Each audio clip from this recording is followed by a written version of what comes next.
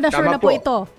Tama po, we made sure of that po, no? Chinek natin yung sinabi nating CNS ATM na building po at tinignan natin yung sinasabi nilang redundancy of that system.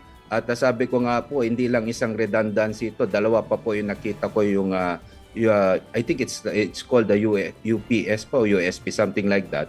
At nakakasigurado naman po na hindi, in case na may technical glitch again, automatic po yung gagana yung isang system.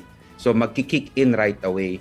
So ang sabi ko lang, while that is good, ang kailangan natin pagandaan pa rin is the long-term CNS ATM. Ano ba ibig sabihin dito?